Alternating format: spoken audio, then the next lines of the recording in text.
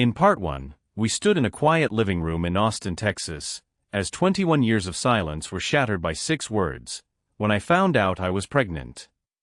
We watched as Jada Reynolds learned that her fiancé was actually her father, a victim of her mother's past crimes. But trauma does not stay contained behind closed doors. When Daniel Cooper walked into a therapist's office, and Jada Reynolds dialed a crisis hotline, they triggered a legal mechanism that had been waiting for 2 decades to snap shut. The secret was no longer a family matter. It was now a felony investigation. From the shock of the arrest to the media firestorm that nearly destroyed them both, this is the story of what happens when the truth finally hunts you down. Welcome back to Signal 49. The investigation starts now. The reckoning. The investigation expands. The Beaumont School District gets the call. The next stage of the investigation sent shockwaves through Beaumont High School, the place where it all began. The district was startled when they received a subpoena request for archived employment records. They had hired Teresa Brennan in 1996. They had accepted her immediate resignation in 1998. They never knew she had left the city pregnant. They never knew why she had fled. They never knew a student had been involved. They knew nothing. Now, the truth was unfolding. Administrators panicked. They called emergency meetings. They pulled old files. They reviewed her student rosters. When Daniel's name appeared on the attendance list for her 4th period creative writing class, the district's legal team froze. They knew the case wasn't just historical. It was explosive.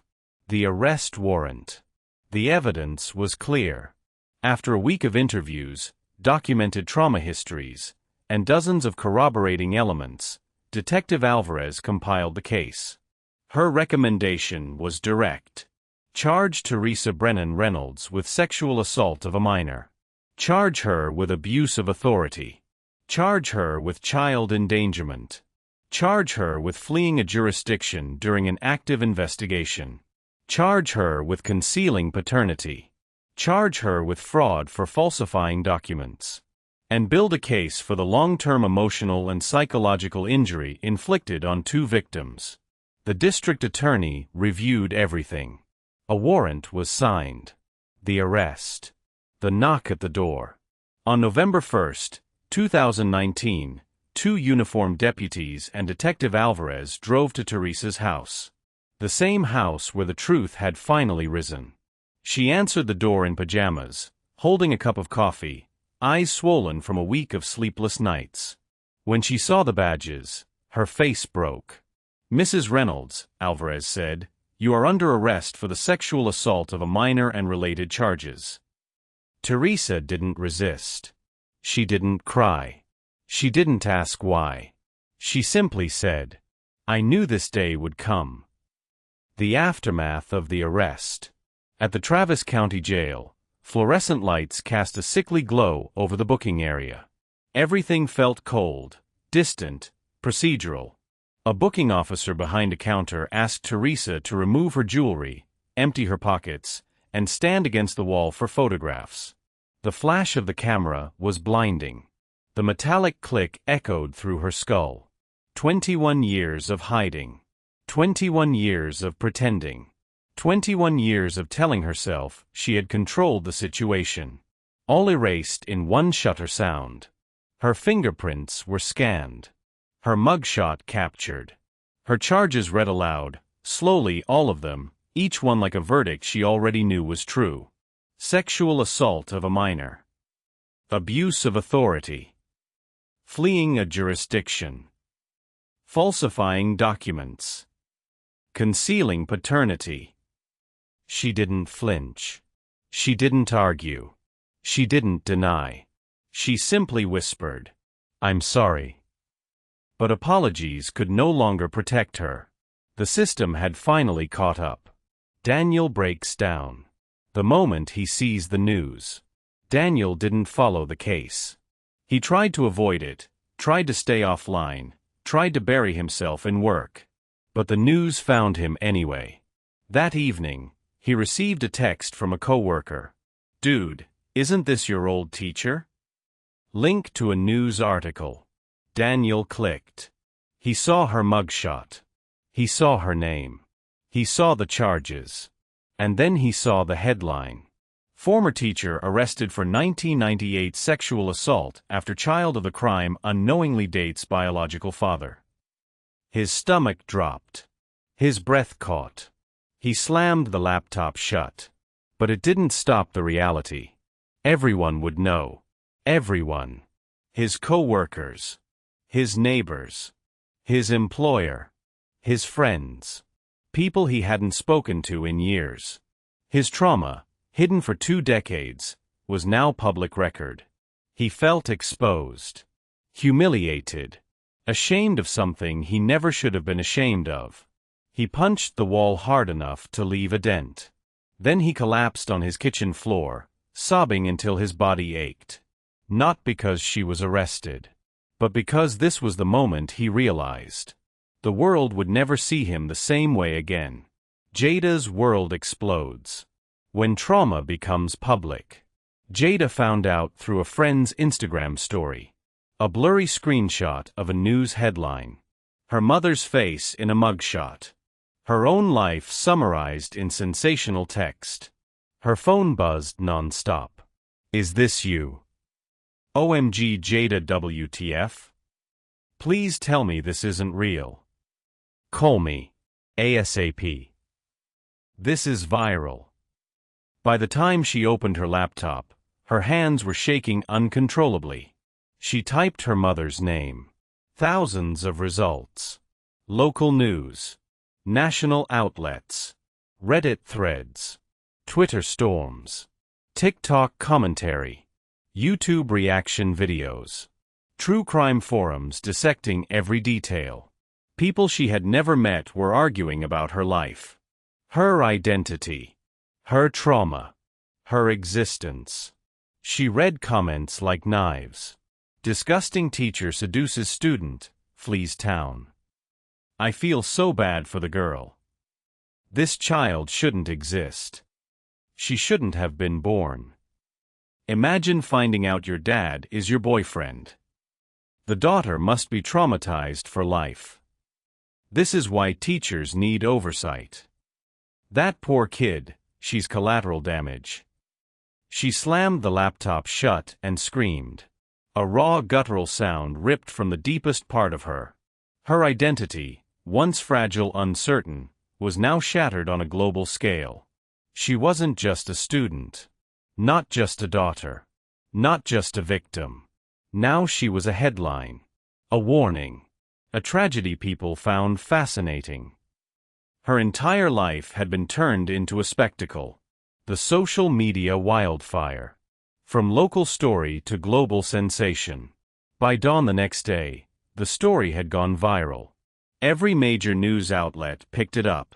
CNN, NBC, The New York Times, The Guardian, BuzzFeed, Daily Mail, local Texas news channels. The hashtags trended globally. Hashtag teacher scandal. Hashtag 1998 case. Hashtag Jada Reynolds. Hashtag Daniel Cooper. Hashtag justice for Daniel. Hashtag stop teacher abuse. Even though Jada's name wasn't officially released due to privacy laws, online users found ways to piece together clues. University photos. Old social media posts. Public registration records. Relatives commenting on Facebook. Someone linking her to Daniel's public LinkedIn profile. Soon, people began posting her pictures. Her age. Her major. Her hometown. Even worse, people speculated about her relationships, her mental health, her future children, her genetics, her trauma. The cruelty was staggering. Some strangers argued she was the real victim. Others claimed she was tainted. Some attacked her mother viciously. Others made memes. Jada had become a symbol. A talking point. A spectacle for the internet to dissect. She deleted all her social media. Turned off her phone. Closed her blinds. And sat in the dark, shaking. Daniel's guilt never stopped. This is my fault. Daniel's therapist told him again and again.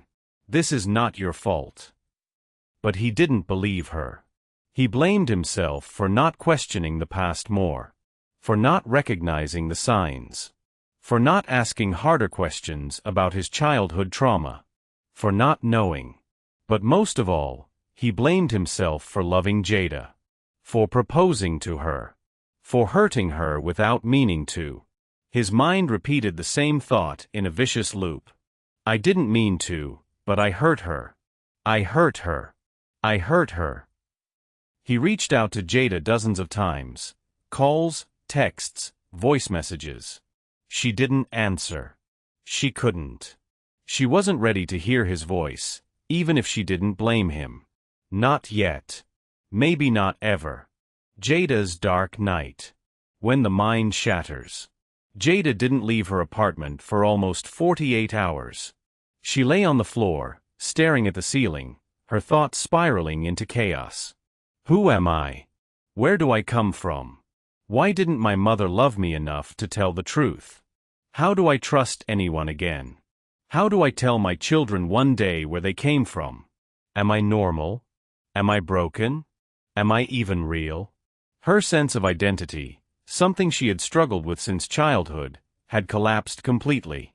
She felt like a ghost of herself, like she was floating outside her own life. She Googled incest trauma. She Googled children of sexual assault.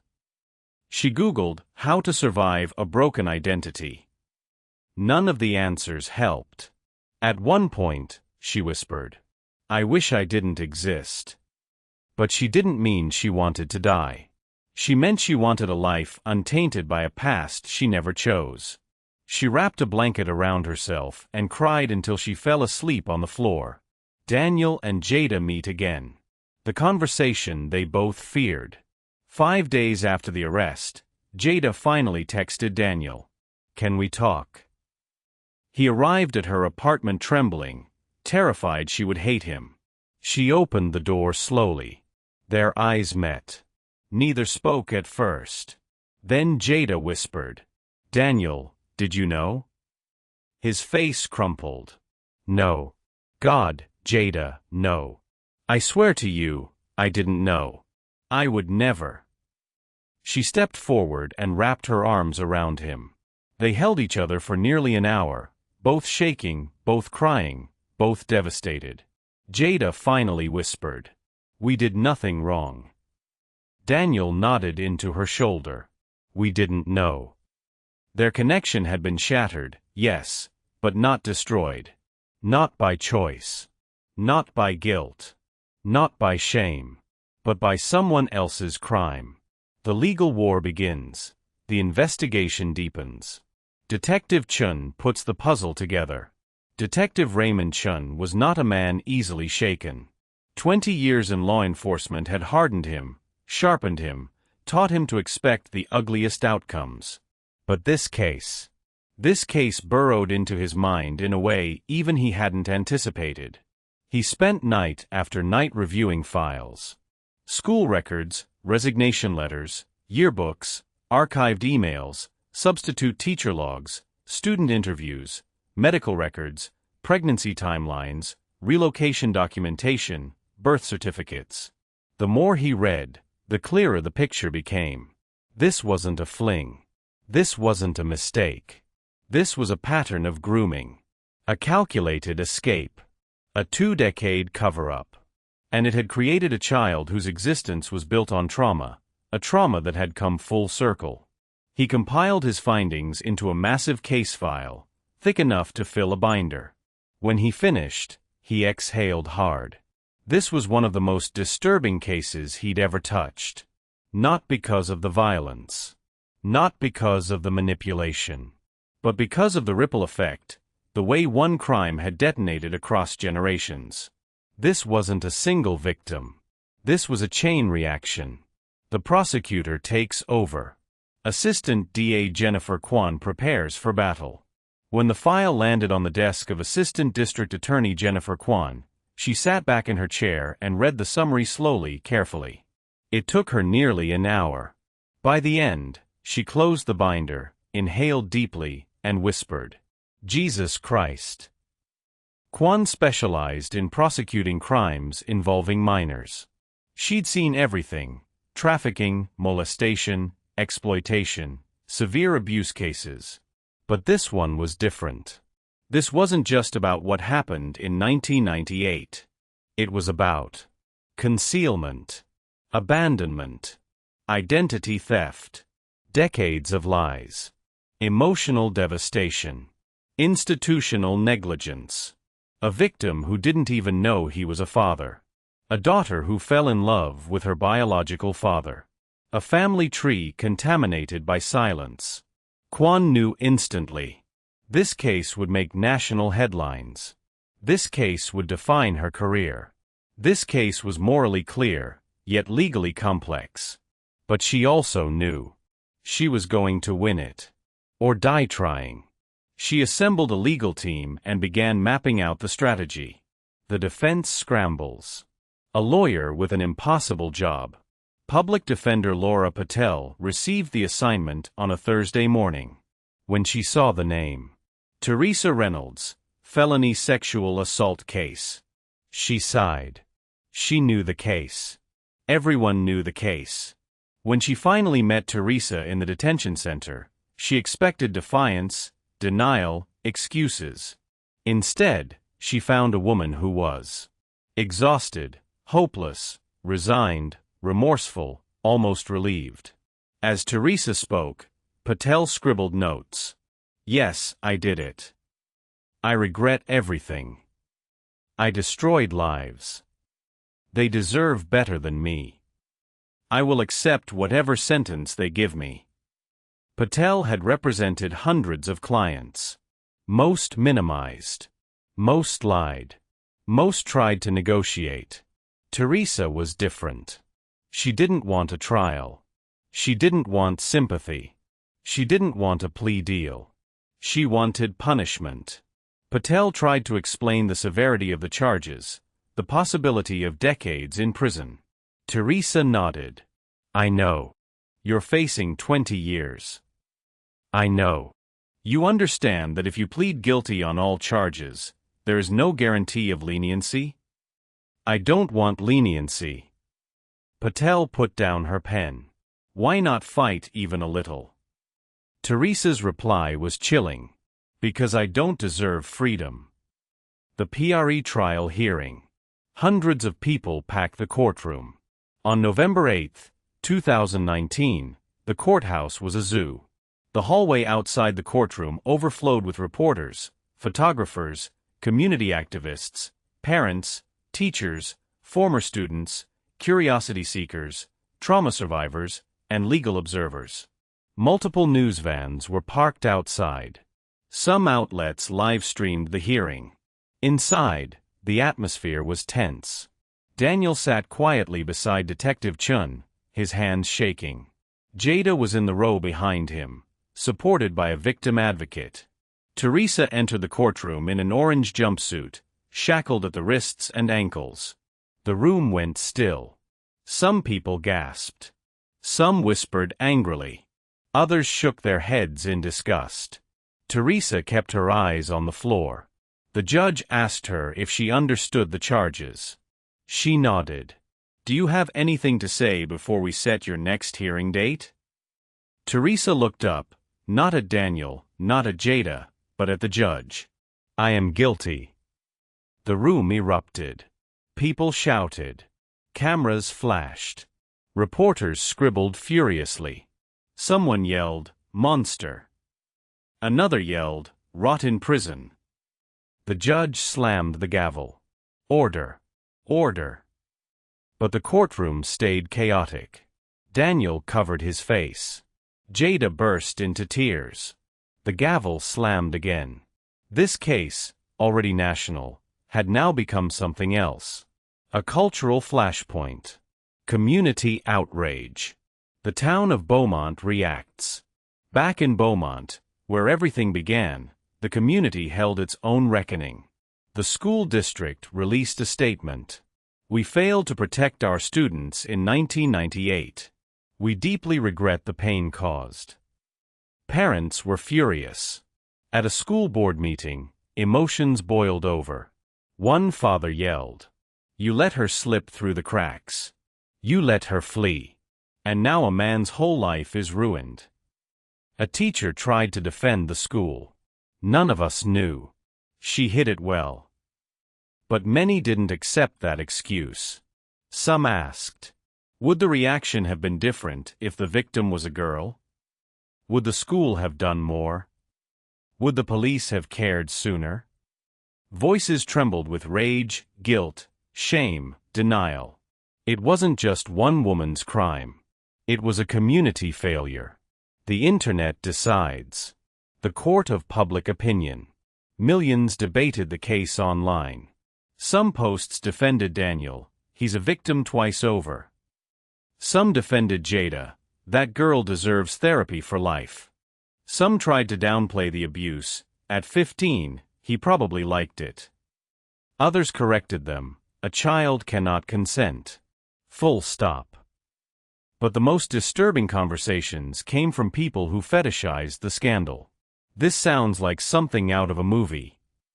This would be a great Netflix documentary. This is the wildest story I've ever read. To them, it wasn't real.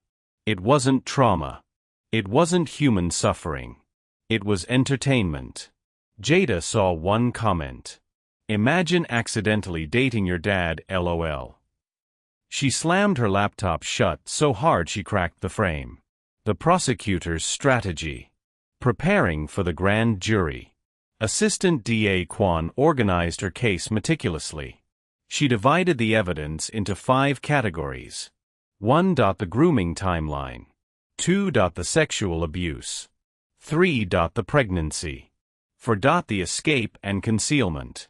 5. The generational consequences. Her argument would be simple. This wasn't an isolated mistake. This was a chain of crimes that affected multiple victims across decades. Kwan rehearsed her presentation. Reviewed every document. Prepared witnesses. Interviewed experts. Reconstructed the timeline to prove intent and exploitation. She knew jurors would be shocked. She knew they would be emotional. She wanted them to be angry, but not irrational. She wanted clarity. And conviction. Jada and Daniel begin to rebuild. A different kind of relationship. Daniel entered therapy to deal with the trauma. Jada began seeing a counselor specialized in identity-based trauma. For weeks, they communicated only through texts. Slowly, they met in person, always with emotional boundaries. They sat on park benches. Walked slowly around Quail Valley Park. Talked late into the evening. Not about romance. Not about the past. But about life. About grief. About healing. About rebuilding trust in the world. Daniel told her about his mother. Jada told him about her childhood loneliness. They talked about loss. About abandonment. About feeling unwanted. They both cried. They both apologized. They both forgave, not the crime, not the circumstances, but each other. They couldn't be lovers. They couldn't be strangers. They couldn't be father and daughter in a traditional sense. So, they became something new. 2 people connected by tragedy, trying to create meaning from unimaginable pain. The grand jury convenes. A case too big to ignore. On November 15, 2019, 12 citizens entered a quiet courtroom in Austin, Texas, unaware that they were about to hear one of the most disturbing cases in state history. Grand juries are not trials. There are no defense attorneys. No rebuttals. No public spectators. Just the prosecutor, the witnesses, the evidence, and a group of ordinary people deciding whether a felony should move to trial. Assistant DA Jennifer Kwan stood at the podium, her case file stacked like a tower of past sins. She looked calm, but inside she felt the weight of the moment. She opened with a simple statement. "Ladies and gentlemen, what you are about to hear is not a story of a relationship. It is a story of exploitation and of the lifelong damage inflicted on two innocent people. The room went still. She began. Daniel testifies. The voice of a survivor. Daniel sat in the witness chair, palms sweating, knee bouncing uncontrollably. He tried to steady his breathing as Quan guided him gently. Please tell the jury how you met the defendant. He swallowed hard. She was my teacher. What grade were you in? 9th. How old were you? 15. Murmurs in the room. Some jurors shifted uncomfortably. One woman closed her eyes. This was not a story people wanted to hear, but they needed to. Daniel continued, voice trembling. She paid attention to me. I just lost my mother. I was lonely. I didn't understand what was happening. Quan nodded, letting him take his time. Did she initiate physical contact? A long silence. Then, yes. Did you consent? I didn't know how to say no. I didn't even know what consent meant. I was a kid. His voice cracked. She told me it was love. I didn't know she was hurting me. Several jurors wiped tears. One man clenched his jaw. Quan leaned in gently. What happened when she became pregnant? Daniel looked down. She just disappeared. No warning. No explanation. I thought I did something wrong. I thought I drove her away. He paused, breath shaking. I didn't know until last month that she had a baby, that I had a daughter. A juror gasped. Another grabbed a tissue. And that the daughter, Quan said softly, was the woman you later began a relationship with? Daniel nodded, shame flooding his expression. I didn't know. I swear I didn't know. Quan put a reassuring hand on the table. No one is blaming you for what you didn't know. For the first time in weeks, he almost believed her. Jada testifies. The truth from the second victim. Jada entered the room shaking. She sat in the same chair Daniel had. She saw the same jurors. She felt the same crushing pressure. Quan approached gently. Please take your time. Do you understand why you're here? Jada nodded. To tell the truth.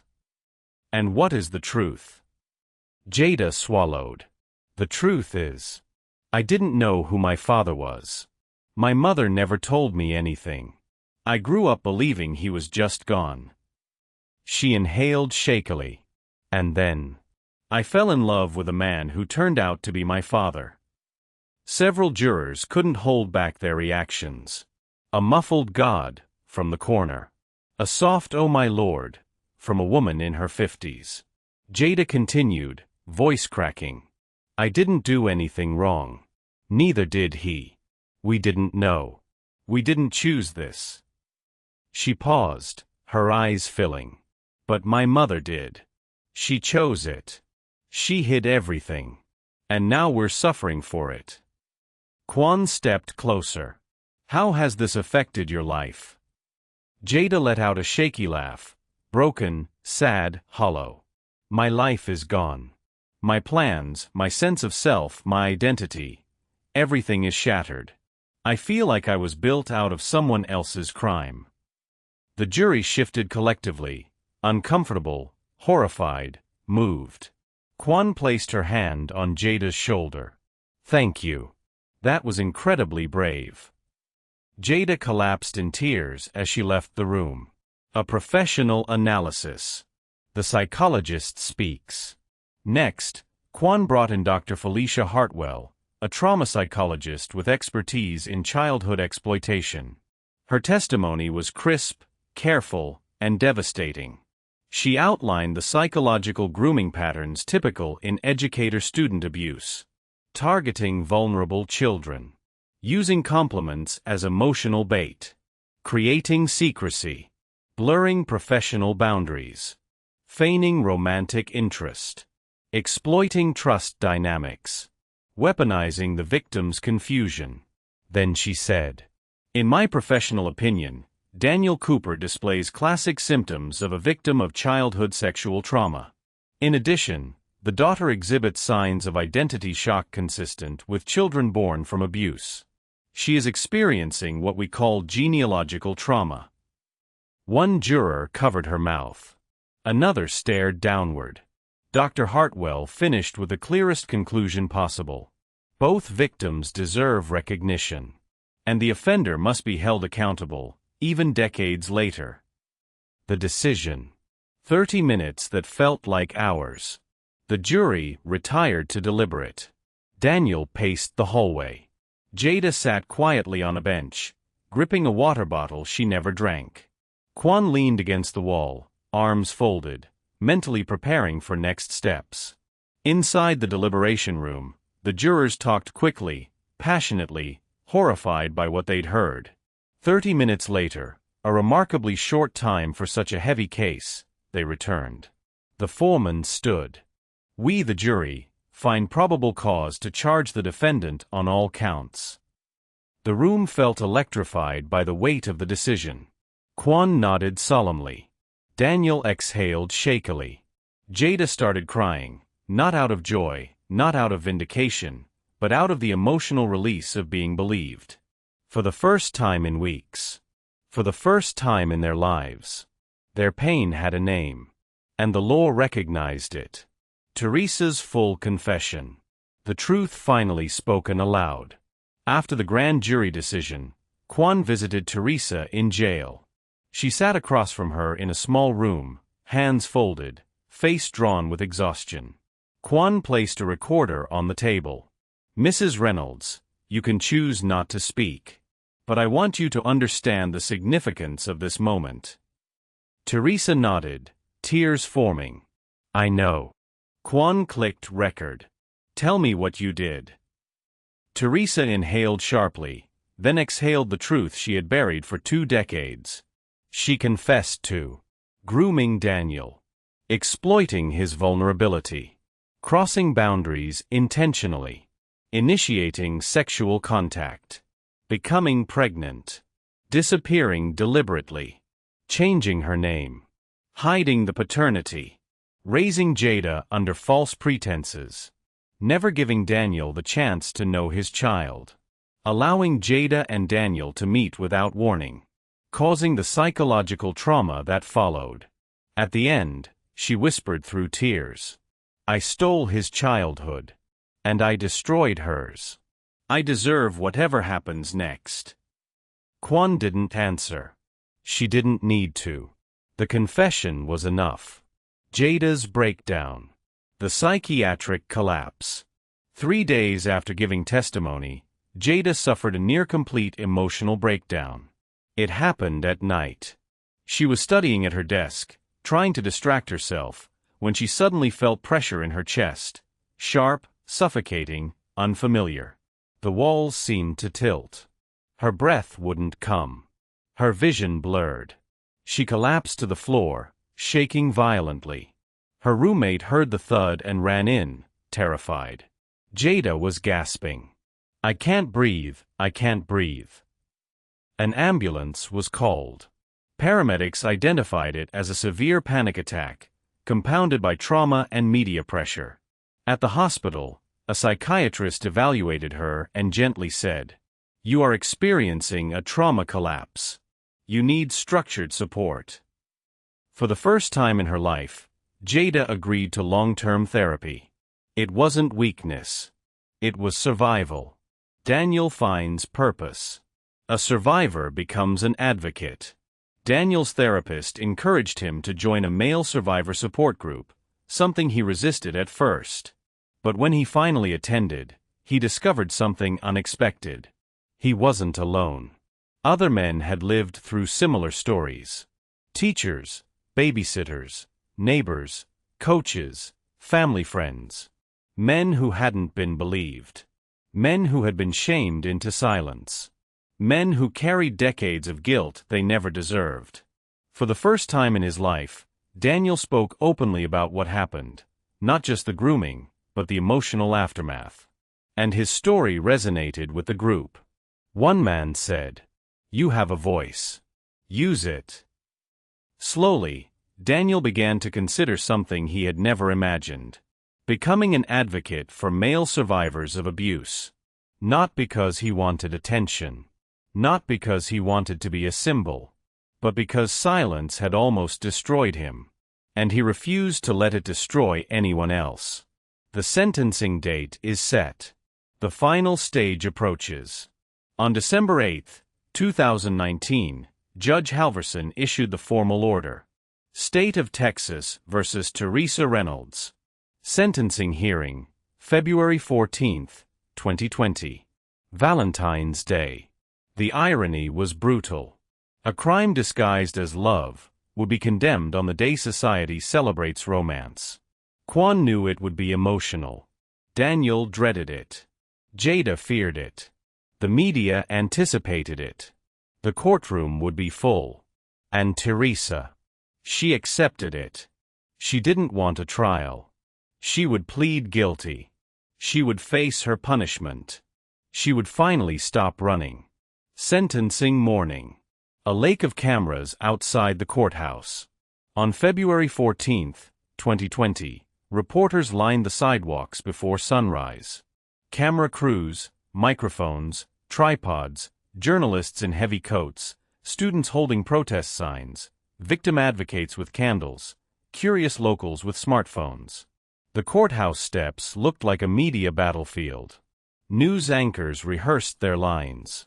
Former teacher faces sentencing today. 20-year-old cold case reaches conclusion. Daughter born from abuse to speak in court. A story that has gripped the nation. The guards set up extra barricades. Sheriff's deputies controlled the entrance. The district attorney's office prepared additional escorts. Everyone knew this would be one of the most emotional hearings in recent Texas history. The courtroom packs in. Standing room only. By 9 a.m., every bench in the courtroom was filled. Survivor advocacy groups held hands in the back row. Former students from Beaumont sat silently, faces pale. Reporters scribbled notes as camera shutters snapped. Local parents shook their heads in disgust. Lawyers whispered in hushed tones. When the bailiff called, "All rise." Everyone stood. Judge Halverson entered, stern, composed, eyes sharp. His presence alone commanded silence. He took his seat. "You may be seated." Everyone sat. He looked toward the defense table first. "Mrs. Reynolds, please stand." Teresa stood slowly. "You have entered a plea of guilty on all counts. Today is your sentencing. Before I pass judgment, we will hear victim impact statements." He paused. "Let those affected speak freely and without interruption." He turned toward the DA's table. "Ms. Kwan, call your first speaker." Daniel's statement. A father, a son, a survivor. Daniel approached the podium with trembling hands. The courtroom was silent. He unfolded a sheet of paper, then set it aside. "I was going to read this," he said, voice shaking. "But I think I need to speak from the heart." He looked at the judge, then at the floor, then, finally, at the back of the courtroom where Jada sat. He began. The moment he breaks the silence. "When I was 15, I lost my mother. I was lonely. I was vulnerable. And I was a child." He paused to steady himself. "She was my teacher. I trusted her. I looked up to her. I didn't understand what was happening when she crossed those boundaries." He swallowed. "For years, I blamed myself. I thought I did something wrong. I thought I wasn't good enough. I thought I pushed her away when she disappeared." He exhaled shakily. "But I understand now. She wasn't running from me. She was running from what she'd done." His throat tightened. "I didn't know I had a daughter. I missed 21 years of her life, every birthday, every milestone, every moment a father dreams about." He turned slightly toward Jada. "I'm sorry, Jada. I'm so sorry for everything you went through. Jada covered her mouth with her hand, crying silently. The pain of loving a daughter he never knew. Daniel continued. When I met Jada, I didn't know who she was to me. I didn't know her story. I didn't know she was the child born from the worst mistake someone else made. He fought back tears. And when I found out, it destroyed me. A ripple moved through the courtroom. He wiped his eyes. I loved her. Not because she was mine, but because she was a good person. A kind person. A strong person. He paused. She deserved a real father. She deserved the truth. She deserved a life untouched by your decisions. His gaze shifted to Teresa, not hateful, but deeply wounded. You stole that from both of us. The final words. Daniel stepped back slightly. I don't hate you, he said softly. But I can't forgive you. He looked at the judge. I ask the court to sentence her to the maximum allowed. Not out of revenge, but because accountability matters. The courtroom was pin-drop silent. Jada's statement. A daughter forced into a life she never chose. When Quan called her name, Jada rose slowly. She gripped the sides of the podium so tightly her knuckles turned white. I never thought I'd be here, because of my own mother. Her voice cracked. I grew up believing my father didn't want me. I didn't know my mother hid the truth. I didn't know she built my entire life on a lie. She paused. When I fell in love, I thought it was real. And then I learned the truth, that the man I loved was my biological father. Jada turned toward her mother, for the first time. You didn't just hurt him. You hurt me. You hurt the child you claimed to love. Teresa sobbed openly. You stole my identity. You stole my innocence. You stole my future. Silence flooded the room. I will spend the rest of my life trying to rebuild who I am. But I will not spend my life protecting you from the consequences of what you did. She looked at the judge.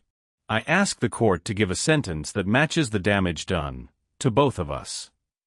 She collapsed into her seat. Teresa speaks. A confession without excuses. The courtroom was silent as Teresa approached the podium. Her voice was hoarse. I don't expect forgiveness. I don't expect sympathy. She looked at Daniel first. You were a child. You trusted me. I betrayed that trust. She turned to Jada. And you, my daughter. I broke your life before it even began. She closed her eyes. I am guilty. And I accept whatever sentence the court gives me. The sentence. Judge Halverson delivers his decision. The judge raised his head. This is one of the most tragic cases to ever come before this court. He looked at Teresa. To fail a child is unforgivable. To fail two children, in 2 different decades, is unthinkable. The courtroom waited. I hereby sentence you to 20 years in the Texas Department of Criminal Justice. The maximum allowed. Gasps filled the room. Judge Halverson lifted the gavel. May this sentence bring some measure of justice to those harmed. Bang. The case was done. The silence after sentencing. When the cameras finally leave the courtroom emptied. But for Daniel and Jada, the world faded into a surreal stillness. They sat together outside the courtroom on a wooden bench. Neither spoke. Eventually, Daniel whispered, "It's over." Jada shook her head softly. "No. It's just beginning." Later, inside the private car provided by the DA, the silence felt heavier. "Do you feel anything?" Jada asked quietly. Daniel swallowed. "I feel empty. And relieved. And angry. And tired." Jada nodded slowly. "I don't know how to feel. I hated her today. But she's still my mother. I don't know how to stop loving her." Daniel looked at her. "You don't have to stop." Loving a parent doesn't mean accepting what they did. It just means you're human. Teresa in prison. A new identity behind bars. On February 20th, 2020, Teresa began her 20-year sentence. The cell door closed behind her with a heavy metallic thud. This was her world now. A concrete box. A bunk bed bolted to the wall. Harsh fluorescent lights. She spent the first night clutching her pillow, silently sobbing into it. Not for herself, but for the daughter who had looked her in the eyes and said, "You hurt me too." In prison, you face yourself. And for the first time, she lived with the truth fully. Daniel learns to breathe again. The quiet work of healing Daniel returned to therapy. His therapist said, "Daniel, you didn't get justice today. You got acknowledgement. Justice will be a lifelong process, and you get to define it." Something clicked inside him. Justice wasn't the sentence. Justice was reclaiming the life he should have always had. He started journaling. He started working out. He started sleeping without nightmares. Slowly, quietly, painfully, he began to rebuild himself. Jada's search for self. What it means to rebuild an identity. Jada's therapist asked her once, "What does healing look like for you?" Jada answered, "Being able to say my own name and believe it." Over months, she worked through shame, self-blame, and grief. She started writing papers about identity disruption and genealogical shock. Her professors noticed her passion. By 2022, she applied to graduate school for trauma counseling. In her personal statement, she wrote, "I am the product of trauma, but I refuse to be the prisoner of it." A new kind of relationship. Two survivors supporting each other. Daniel and Jada did not attempt to return to romance, but they refused to drift apart. They began forming a relationship that had no name in any language. Something between father and daughter, friends, and trauma partners. They met for coffee every Sunday. Sometimes they talked. Sometimes they sat in silence.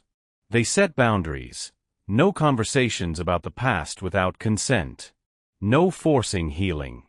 Healing wasn't linear, but it was happening. And they were doing it together. Daniel speaks publicly. A survivor steps forward. In September 2020, Daniel agreed to speak at a conference on male childhood sexual abuse. He stood on stage and told his story. He ended with, "I'm not telling this story for myself. I'm telling it for the 15-year-old boys who think they have to stay silent. And for the daughters who are born into trauma they didn't choose." The standing ovation lasted 3 full minutes. Jada watched from the audience. She cried openly, proudly. Who they are now. A father without a past, a daughter with a new name. By 2023, Daniel and Jada had built something resembling stability. Daniel legally added Jada's last name to his, a symbolic gesture. "Why?" Jada asked. Daniel answered, "Because you're the one person who changed my life for the better." She hugged him tightly. "You're my family," she whispered. Daniel closed his eyes. "You're mine too." The final reflection. Beyond the headlines. The story of Daniel and Jada is not a fairy tale. It is not a tragedy. It is something far rarer, a testimony to the stubborn, unyielding nature of the human spirit. They proved that while trauma can shatter a life, it cannot dictate the future. Teresa Reynolds sits in a cell in Gatesville, Texas, left with only her memories and her regret. But Daniel and Jada are out in the world, living, breathing, and growing. They are no longer defined by the crime that connected them. They are defined by the courage it took to survive it. In the end, the reckoning wasn't just about the law, or the prison sentence, or the public scandal. It was about two people staring into the abyss of their past and deciding, against all odds, to build a bridge across it. They walked out of the darkness. Not apart, but side by side.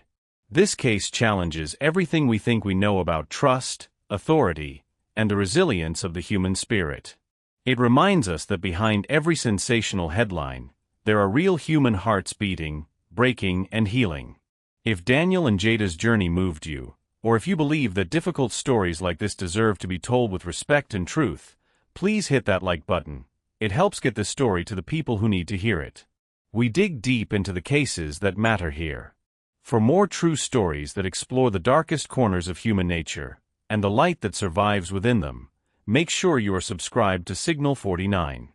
Tap the notification bell so you never miss an upload. Until next time, stay safe and keep listening.